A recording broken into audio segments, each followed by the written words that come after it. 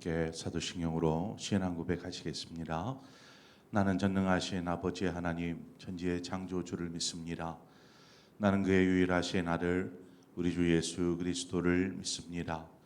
그는 성령으로 잉태되어 동정녀 마리아에게서 나시고 본디오 빌라도에게 고난을 받아 십자가에 못 박혀 죽으시고 장사된 지 사흘 만에 죽은 자 가운데서 다시 살아나셨으며 하늘에 오르시어 전능하신 아버지 하나님 우편에 앉아 계시다가 거기로부터 살아있는 자와 죽은 자를 심판하러 오십니다. 나는 성령을 믿으며 거룩한 공교회와 성도의 교제와 죄를 용서받는 것과 몸의 부활과 영생을 믿습니다. 아멘. 우리 함께 찬송가 64장 기뻐하며 경배하세, 우리 함께 찬송하도록 하겠습니다. 찬송가 64장입니다. 64장.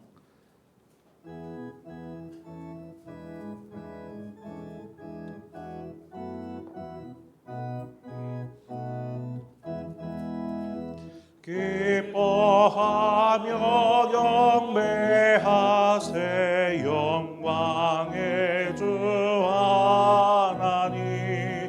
주 앞에서 우리 마음이 연하는 꽃 같아 죄와 슬픔 사라지고 의심 구름 거치니 변함없는 기쁨의 주 밝은 빛을 주시네. 낭만의 만물들이 주의 솜씨 빛내고 별과 천사 노래 소리 끊임없이 드높아 물과 숲과 산과 골차 들판이나 바다나 모든 만물 주의 사랑 기뻐 찬양하여라. 우리 주는 사랑이요 복의 근원이시니 삶이 기쁜 샘이 되어 바다처럼 넘치네.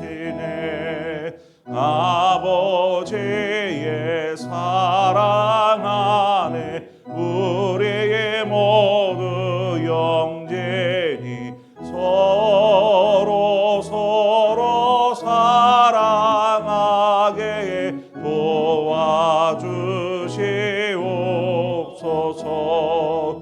새벽별의 노래 따라 힘찬 찬송 부르니 주의 사랑 줄이 되어 한맘 되게 하시네.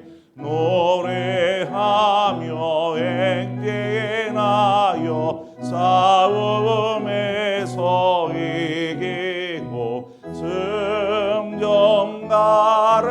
높이 불러 주께 영광 돌리세.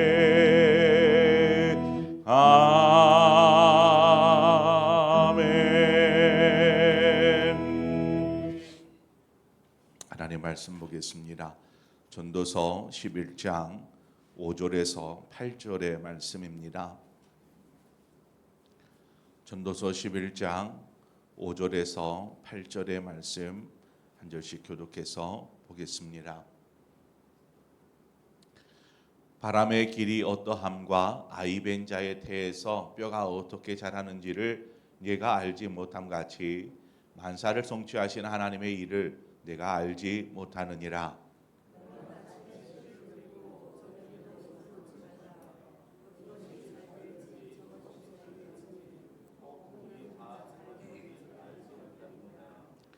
빛은 실로 아름다운 것이라 눈으로 해를 보는 것이 즐거운 일이로다.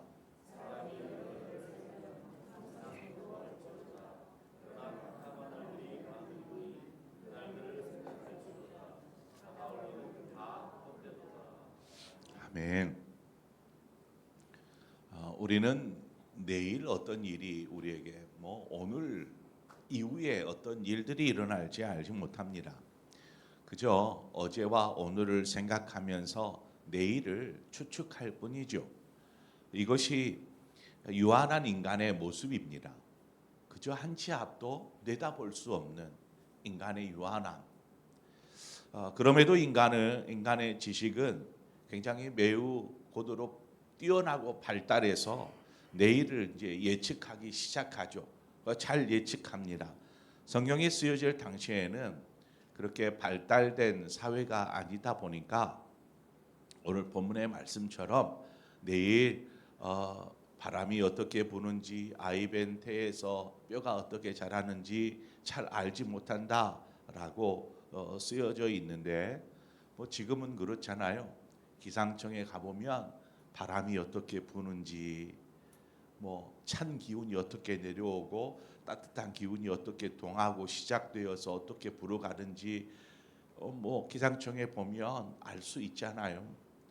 또 병원에 가면 초음파로 아이가 자라나는 모습, 그 잉태되어지고 이게 조금씩 자라나는 모습을 초음파로 보면 쉽게 알 수 있습니다. 이렇게 지금 손가락이 나오기 시작했구나, 심장이 보인다, 이런 것들을 초음파를 통해서 우리가 볼 수 있지 않습니까? 이처럼 인간의 지식이 굉장히 자라고 있습니다. 그러나 그렇다고 해서 인간이 아는 그것은 매우 제한적일 수밖에 없죠. 인간은 하나님께서 창조하신 이 모든 세상의 창조의 질서와 하나님의 섭리를 온전히 이해할 수 없습니다. 그런 의미에서 5절의 말씀은 전능하신 하나님, 그 하나님 앞에서의 인간의 무지함과 또 연약함을 그대로 이야기하고 있습니다. 그러나 앞서도 이야기했듯이 이렇게 인간이 나름의 지식의 발전을 이루다 보니까 자신들이 앞을 내다볼 수 있는 것처럼 내일을 추측하고 예측할 수 있는 것처럼 교만해지기 시작하더라는 것입니다. 이런 태도를 하나님이 바라보시면 어떤 생각을 하실까? 이것이 바로 무지 속의 교만함입니다. 무지하다 보니까 교만해지는 것이죠. 그냥 큰 소리 내면 이기는 것처럼 얼마나 어리석은 모습인지 알 수 있습니다. 전무후무한 지혜를 이렇게 겸비했었던 솔로몬이 이 전도서의 말씀을 통해서 하나님 앞에서 자기 스스로 나는 지혜로운 사람이다라고 말할 수 있는 솔로몬이지만 스스로 자신의 무지함을 이야기합니다. 나는 잘 모른다. 하나님이 어떻게 하는지. 이런 무지함을 이야기하듯 우리는 다 아는 것처럼 이야기하는 교만한 태도, 이거를 버려야지요. 그리고 하나님과 사람 앞에서 늘 겸손한 태도를 가져야 합니다. 본문 6절에 가보면 너는 아침에 씨를 뿌리고 저녁에도 손을 놓지 말라. 이것이 잘 됐는지 저것이 잘 됐는지 혹 둘이 다 잘 되는지 알지 못함이니라. 5절에서 이어 6절에서도 똑같은 얘기를 합니다. 인간의 어리석음, 무지함. 씨를 뿌렸는데 이후에 어떻게 될지는 아무도 모르죠. 그러면 알아서 싹을 틔우고 자라기까지 그냥 가만히 기다리고만 있으면 될까요? 농부가 씨를 뿌리며 농사를 지을 때에는 분명히 풍성한 가을의 추수를 기대할 것입니다. 기대할 뿐이죠. 소망할 뿐이죠. 그러나 가을의 풍성한 수확을 거두게 될지는 알 수 없습니다. 그 해에 흉년이 들어서 농사를 망칠 수도 있고 아니면 잘해서 풍년을 이룰 수도 있습니다. 그럴지라도 농부가 마땅히 내일 어떻게 될지를 알 수 없지만 마땅히 해야 할 일은 오늘 성실하게 씨를 뿌리고 관리하고 이거를 잘 관리해서 나중에 풍성한 수확을 준비하는 것이죠. 그것이 오늘 본문의 저녁에도 손을 놓지 말라, 씨를 뿌리고 난 후에 저녁에도 손을 놓지 말라 한 이유입니다. 성도들이 어떤 일을 시작하면서 기도하죠. 하나님, 이 일이 주님의 뜻 가운데서 잘 되게 해 주십시오. 잘 되게 해 주십시오. 이렇게 기도합니다. 이제 그렇게 기도했으니까 그 일이 잘 될까요? 어떨 것 같습니까? 잘 될 수도 있고 잘 되지 않을 수도 있습니다. 왜요? 내일 어떻게 될지 우리는 알 수 없기 때문에 그저 우리는 소망할 뿐이죠. 그러면 잘 될 수도 있고 잘 안 될 수도 있다. 그럼 기도할 필요가 뭐가 있습니까? 기도해서 잘 되면 계속 기도하겠죠. 그런데 잘 될 수도 있고 잘 안 될 수도 있어요. 그럼 기도할 이유가 없잖아요. 여러분, 모든 일은 하나님의 섭리 가운데에서 이루어집니다. 이것을 믿고 인정하는 사람은 겸손히 하나님의 도우심을 구해야 합니다. 하나님의 도우심을. 그런 후에 우리 스스로는 후회가 없도록 자신의 삶의 자리에서 최선을 다하는 것이죠. 후회가 없도록. 그냥 게으른 채로 있으면서 잘 되기를 기대하는 것, 이것처럼 머리 썩은 것은 없죠. 스스로 최선을 다하는 것입니다. 그 이후의 결과는 나중 일이에요. 우리 스스로 우리의 삶에서 어떤 결과가 주어든지 그 결과에 후에 우리가 이제 시험을 볼 때 그렇잖아요. 시험을 열심히 준비했는데 공부했는데 결과가 좋지 않을 수 있어요. 그럼 뭐라고 위로합니까? 결과는 중요치 않아. 네가 최선을 다했으면 된 거야. 아이가 어떤 남들보다 특별한 재능이 있고 지능이 높아서 조금만 공부해도 좋은 결과가 확 드러나면은 얼마나 좋아요. 최선을 다했어요. 정말 잠도 줄여가면서 열심히 공부했는데 결과가 좋지 않으면 그 잘못한 건가요? 아니요. 그건 칭찬해 줘야지요. 최선을 다했으니까 됐어. 괜찮아. 이처럼 최선을 다해야 한다는 후회가 없도록 최선을 다했음에도 결과가 좋지 않을 수 있습니다. 좋은 결과가 아닐 수 있어요. 이조차도 하나님 앞에 하나님의 뜻으로 받아들이는 것이 우리가 가져야 될 믿음의 자세인 것입니다. 믿음의 자세. 이것이 바로 하나님의 섭리를 인정하는 사람의 모습인 것이죠. 본문 7절로 가보면 빛은 실로 아름다운 것이라 눈으로 해를 보는 것이 즐거운 일이로다 말합니다. 이게 무슨 말인가? 빛은 아름답다. 눈으로 해를 보는 것이 즐거운 것이다. 이거는 시적인 표현입니다. 이 땅에 살아가는 인간의 삶 자체가 참 놀랍고 아름다운 것임을 우리가 이 구절에서 이야기하고 있습니다. 빛이라는 단어는 대부분 긍정적인 단어로 쓰여집니다. 반면에 8절에 나오는 캄캄한 날, 즉 어둠이죠. 어둠은 좀 부정적인 단어로 대부분 쓰입니다. 빛이 있다라는 것은 즐겁고 복된 삶을 이야기한다면 캄캄한 날이라고 말하는 것은 어려움과 고난, 이와 같은 삶을 이야기하는 것이죠. 인생을 이야기할 때에 희노애락이라고 합니다. 희노애락. 기쁠 때가 있으면 슬플 때가 있고 웃을 때가 있으면 울 때가 있는 것이죠. 이런 희노애락의 연속인 것입니다. 그러면 우리가 믿음을 가진 믿음의 시각으로 우리의 인생을 한번 이렇게 바라보죠. 어느 누구나 그리스도인이나 그리스도인이 아니든 삶은 희노애락인데 그리스도인의 관점에서 이 삶을 이렇게 들여다보는 것입니다. 그러면 우리가 어느 한쪽 기쁨과 즐거움과 이런 어느 한쪽이나 아니면 슬픔과 눈물 이와 같은 어느 한쪽으로 치우쳐서는 안 된다는 것입니다. 그래서 이 세상을 부정적인 시각으로 이렇게 보기 시작하면 그저 모든 것이 부정적이 되어버리죠.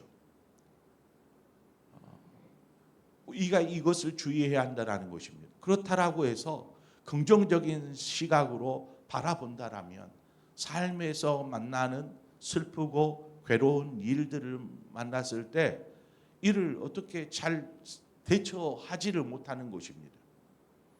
그럼에도 성경은 우리에게 무엇을 말씀합니까? 항상 기뻐하라 이렇게 말씀합니다. 항상 기뻐하라. 부정적인 시각 말고 긍정적인 시각을 갖도록 힘쓰라는 것이죠.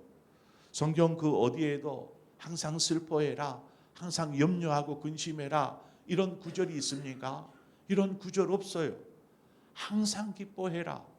때를 어떤지 못하니 기뻐해라. 뭐 이렇게 기뻐해라고 이야기합니다. 우리가 하나님께서 베푸신 은혜와 또 사랑을 받았고 누리며 살아가고 있다면 우리의 삶의 자리에서 그 사랑과 은혜가 드러나게 해야 합니다. 어떻게 드러나는 걸까요? 감사함으로 드러나겠죠. 그 은혜에 감사함으로, 베푸신 사랑에 감사함으로, 그 평안함 속에서 고백되어지고 찬송되어지고 그로 인하여서 삶을 즐거워하는 것입니다. 믿음의 사람은 분명히 우리가 살아가는 세상은 죄악되어 있습니다. 이러한 죄악된 세상에서 살아가고 있지만 그럼에도 불구하고 하나님의 나라를 바라볼 수 있는 사람이어야 합니다. 뿐만 아니라 슬픔과 아픔을 경험하지만 우리가 이것 속에 있지 아니하고 이것을 기쁨과 찬송이 되게 하실 그 하나님, 그것으로 바꾸실 그 하나님을 바라보고 믿고 믿음으로 살아가는 것이죠. 그것이 바로 그리스도인 아닙니까? 하나님을 믿는 자녀의 삶이 아닙니까? 오늘 네 구절의 말씀인데 이 네 구절을 좀 정리를 해보죠. 내일의 삶이 불확실하기에 우리가 불안과 초조 속에 살 것이 아니고 또 뭐 노력해봐야 내일 어떤 일이 벌어질지 모르는데 소용없어라고 생각할 것이 아니라 우리에게 주어진 하루하루의 삶을 성실하게 최선을 다해야 되는 것이죠. 땀을 흘리며 수고하는 것입니다. 무엇보다도 우리가 하나님 앞에서 또 사람 앞에서도 마찬가지이지만 겸손한 삶을 살아야 합니다. 교만하지 말고 내 생각이 다 옳고 내 말이 다 옳고 내 삶이 옳다라고 여기는 것이 아니라 겸손한 것이죠.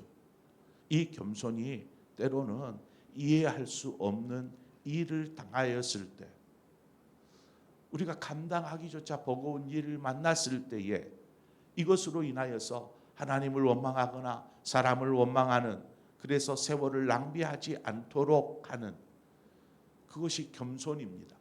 더 나아가 하나님께서 이 모든 아픔과 눈물을 기쁨과 웃음으로 바꾸어 주실 것을 감사함으로 믿으며 살아가는 삶이 그리스도인의 삶이더라는 것입니다. 요셉을 우리가 잠깐 마지막으로 살펴보죠. 요셉의 삶. 요셉이 겪은 삶의 충격적인 일들, 너무나 충격적인 일들이 아닙니까? 사랑하는 사람으로부터 버림을 받았다, 배신을 당했다, 그리고 이후에 이어지는 한 번도 걸어보지 못한 노예의 길, 종의 길, 또 죄수의 길, 이와 같은 삶이 오랜 동안 수년 동안 계속되어졌을 때 왜 나에게 이런 일이, 내가 뭘 잘못했다고 이런 일이 일어난 것일까? 이런 생각 원통하겠죠. 또 그렇게 자신을 몰아넣은 형제들이 원망스럽겠지요. 하나님을 향하여서 무슨 마음, 불평하는 마음이 생길 수 있지 않겠습니까?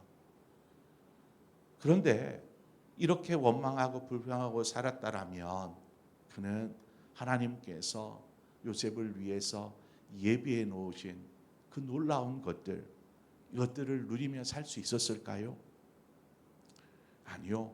건드리지 못했을 거라고 확신합니다. 그런 상황에서도 자신의 삶의 자리, 종의 노예의 자리에서 최선을 다하지 않아요. 보디발의 집에서 최선을 다하니까 신임을 얻어서 가정 총무가 되고 제수가 되었어도 그가 성실하니까 간수가 보고 야, 너 이 일 좀 도와라 하고 그 일들을 나서서 행할 수 있는, 만약에 그가 그렇지 못했다라면 어찌 되었을까요? 바로 그렇습니다. 우리의 삶의 자리에서 최선을 다하고 믿음으로 살았기에 후에 기쁨으로 거둘 수 있었고, 그것으로 인하여서 하나님을 찬송하고 하나님께 영광을 올려드리는 삶을 살지 않습니까? 축복의 삶은 하나님으로 인하여서 기뻐하고 즐거워하는 삶인 줄 믿습니다. 우리의 생각에 이해되지 않더라도, 앞으로 우리에게 어떤 일들이 일어날지 불투명할지라도 믿음 안에서 하나님을 바라볼 때 하나님께서 저와 여러분의 삶을 선한 길로, 복된 길로 인도하여 주실 줄 믿습니다. 어제도 말씀드렸잖아요. 하나님이 믿음의 사람 아브라함에게 너는 복이 될지라. 믿음의 사람인 여러분에게 하나님 말씀하십니다. 너는 복이 될지라. 이것은 선포입니다. 복이 되지 않으렴 이런 것이 아니에요. 너는 복이라는 것입니다. 하나님의 자녀이기에 복의 근원 되신 하나님이 우리에게 복을 주시는 것이죠. 바로 이 삶을 사는 것입니다. 그것을 믿음으로 사는 거죠. 그러니까 부정적인 시각, 또 삶의 상황이 그럴지라도 거기에 매이거나 매몰되지 마십시오. 하나님께서 우리의 삶을 친히 인도하고 계심을 믿습니다. 그렇게 믿음으로 오늘을 살아가시는 저와 여러분의 삶이 되어지기를 주님의 이름으로 축원드립니다. 기도하겠습니다. 참 좋으신 하나님 아버지, 이 새벽 아침 우리를 또 주의 전으로 불러주시고 하나님의 존전 앞에 나아가도록 인도해 주셔서 감사합니다. 겸손하게 하나님의 영광 앞에 엎드립니다. 그리고 하나님의 말씀에 귀 기울였고 그 말씀 속에서 우리를 향하신 하나님의 말씀을 기억하며 곱씹고 그 말씀에 순종하며 오늘을 사는 우리 성도들 되게 하여 주옵소서. 늘 하나님 앞에 겸손하게 하시고 하나님의 인도하심, 하나님의 섭리하심, 우리가 다 이해할 수 없고 또 되어지는 일들을 통해서 또 그것이 원망스럽고 받아들여지지 않는 상황일지라도 우리가 하나님을 향한 믿음이 있기에 온전히 좌절하지 않고 원망하지 않고 불평하지 않으며 그렇게 세월을 낭비하지 않고 오직 믿음 안에 굳게 설 때에 하나님께서 우리 모두의 삶을 선하게 또 복되게 인도하여 주실 것을 믿고 살아가는 믿음의 삶을 사는 우리 모두가 되게 하여 주옵소서. 예수 그리스도의 이름으로 기도합니다. 아멘. 이 시간 우리 함께 말씀을 생각하면서 하나님 나에게 뭘 말씀하셨는가 생각하면서 우리가 함께 기도하기를 원합니다. 그래서 하나님, 우리가 지금 걸어가고 있는 길이 정말 아슬아슬한 살얼음판 같을 수도 있고 아니면 평탄한 길일 수도 있고 아니면 이렇게 고달픈 비탈길 막 땀을 뻘뻘 흘리며 고통 속에서 걸어가고 있는 삶일지도 모릅니다. 그러나 하나님께서 우리의 삶을 인도하시되 오르막길이 있으면 내리막길도 있을 것이고 오르다 보면 정상에 올라 야호하면서 외치는 순간이 찾아오게 될 줄 믿습니다. 우리가 그 하나님을 믿고 믿음으로 오늘을 살기를 소망합니다. 더불어서 우리가 함께 기도할 것은 우리 환우들을 위해서 함께 기도했으면 좋겠습니다. 이런 많은 우리 어르신들이 이 겨울철에 많이들 아프셔요. 힘도 없고 입맛도 없고 그러다 보니까 더 쇠약해지고 그래서 우리 환우들을 위해서 어르신들을 위해서 함께 기도해 주시기를 바랍니다. 그리고 오늘 저녁에 있을 귀방로 기도회를 위해서 우리가 함께 기도하고 또 이제 어제 저녁 늦게서야 우리 최규현 장로님 탄자니아에 도착하였습니다. 이렇게 문자가 왔습니다. 그래서 우리 장로님 선교사역 잘 감당할 수 있도록 위에서 함께 중보하며 기도로 선교에 동참하는 여러분 되시기 바랍니다. 우리 함께 기도하고 각자의 기도의 제목을 기도하시다 자유롭게 돌아가시겠습니다. 기도하겠습니다. 조신 하나님 아버지, 은혜와 사랑을 감사합니다. 우리를 오늘 부르시고 인도하여 주신 것을 감사합니다. 하나님, 참 사람이 똑똑한 것 같고 지혜로운 것 같지만 그 한편으로